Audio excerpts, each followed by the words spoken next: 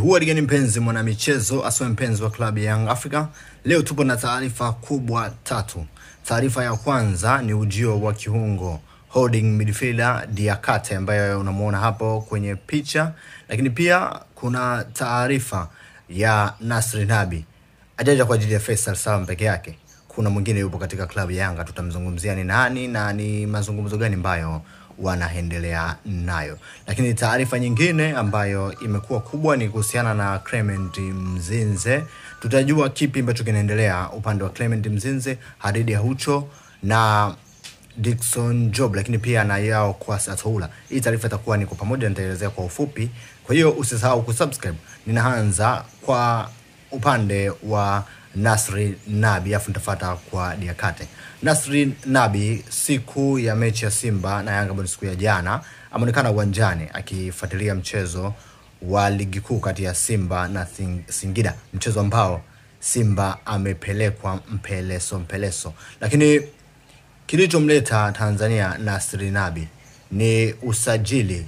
Amekuja kupambania usajili wa Faisal Salum Abdalla, kumshawishi na kushawishi mawakala wake ajiunge naye Kaizer Chiefs. Lakini sasa kwa upande wa Young African, mmekumbuka ule pre-season Maxim Pia Nzingeli alikuwa anasifiwa sana na vyombo vya kule, alikuwa anasifiwa sana na Kaizer Chiefs na timu nyingi zinazocheza South Africa. Hii ni sababu ya pili kubwa ambayo imemleta Nasri Nabi. Anafanya mazungumzo na klabu ya Young African kuona utaratibu na uwezekano wa kumchukua Maxim Pia Nzengeli. Kumbuka Maxim Pia Nzengeli amesaini mkataba juzi tu na klabu ya Young African, mkataba wa miaka 2. Lakini hii haiwezi kuwazuia Young African kumuuza. Kinachokuja au kinachowapa shida Young African ni kuhusiana na mrithi sasa, kwa sababu sasa hizi wameuza wachezaji wengi na Clatous Chota anaondoka, Stefan Aziz Ki amekwisha ondoka, Clement Mzinze kuna zaidi ya 95% anakwenda Zamalek. Kwa hiyo hii ndo bado ugumu. Lakini sasa kwenye upande wa pili twende kwa Diakate. Ni kiungo wa chini, holding midfielder, namba 6, alikuwa katika timu ya Joliba. Ni Lahia wa Mari, miaka 21. Hii ni bidhaa ya moto sana sasa hizi. Alikuwa kabakiza mkataba wa mwezi mmoja. Sasa hizi ni kama zimebaki siku 12 tu mkataba wake unaisha.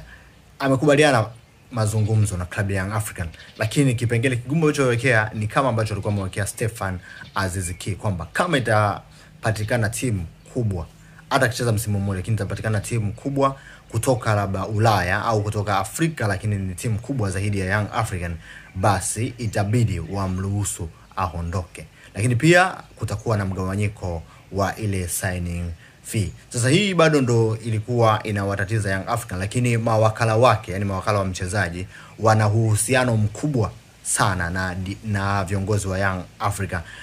Wakala wa Omar Hamid, wakala wa Diakate, ni rafiki wa karibu kabisa na rais wa Young African. Kwa hiyo deal hili linakwenda kukamilika, lakini hadi sasa ni zaidi ya 85% Diakate anakwenda kucheza klabu ya Young Africa.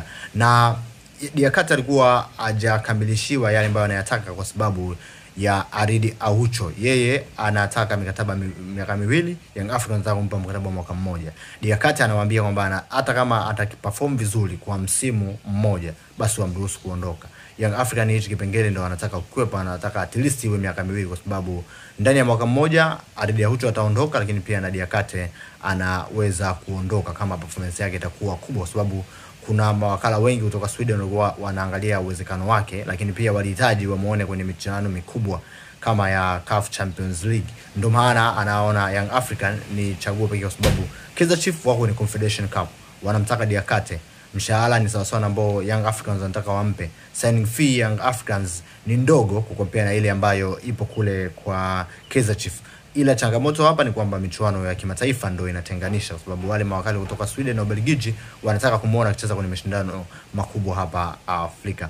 Tukienda swala la mwisho, swala la Haridi Aucho, Clatous Chota Chama na Clement Mzinze. Ili nitaliongelea kwa pamoja, lakini pia na Kwasi Atoula.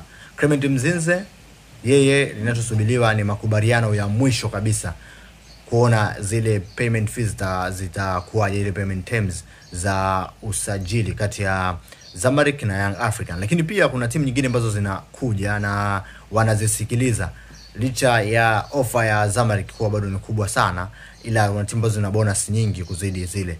Kwa hiyo hapa ni makubaliano ya mwisho ambayo yeye mchezaji husika ataamua anakwenda wapi, lakini ofa kubwa ni ya Zamalek hadi sasa.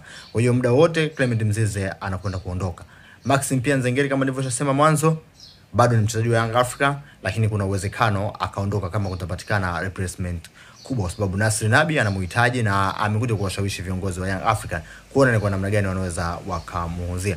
Lakini kwa upande wa Clatous Chota Chama, alisaini mkataba wa miaka 2 Young Africa, amechezea Yanga mkataba wa mwaka mmoja, lakini kwa sababu kuna ujio wa wachezaji wengi wa kigeni, Young African wana hope kwamba wanaweza wakamtoa hata kwa mkopo au wakamuuza kabisa kwenda Azam Sport ili waweze kumanage yale matumizi ya fedha na waweze kuwalipa wachezaji wengine, kwa sababu Diakate mshahara anaotaka ni mkubwa kidogo na Young Africans wana shida na namba 6.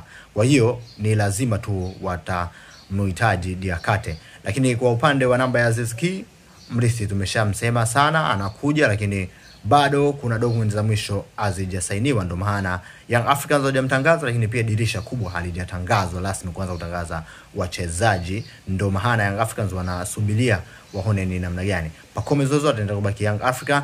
Kwasi Atoula tumekwisha sema anaondoka Young Africans sababu ana majeraha ya muda mrefu. Kuna mtu anakuja kuletwa katika nafasi ya namba 3 kule kwa kina Boka ili kuweza kusaidiana nao. Hii ni Mr. The Sport. Usisahau kusubscribe, tutakutana wakati mwingine. Asante.